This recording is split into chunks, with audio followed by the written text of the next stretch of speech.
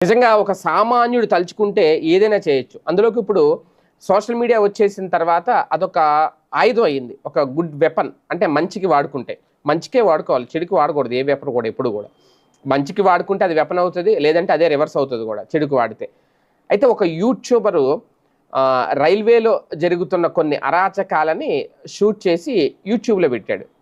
అయితే ఇది తెలిసిన రైల్వే కాంట్రాక్టర్స్ ఎవరైతే ఉంటారో ఫుడ్‌కి సంబంధించి వాళ్ళు అతను ప్రయాణిస్తున్న రైలులోకి వెళ్ళి పై బెర్త్ మీద పడుకున్న వ్యక్తిని కిందకి లాగి మరి అతని మీద దాడి చేశారు, దౌర్జన్యం చేశారు. అది కూడా ఆయన వీడియో తీసి యూట్యూబ్‌లో పోస్ట్ చేశాడు. దాంతో వెంటనే రైల్వే శాఖ ఐఆర్‌టీసీ అప్రమత్తమైంది. ఆ ఫుడ్ కాంట్రాక్టర్ ఎవరైతే ఉన్నారో ఆ ఫుడ్ కాంట్రాక్ట్‌ని ఇమ్మీడియేట్‌గా రద్దు చేసింది. రద్దు చేసి తదుపరి చర్యలకు ఆదేశించింది. ఇది ఎక్కడ జరిగింది అంటే వాస్తవానికి అంతేకాదు అతని ఒప్పందం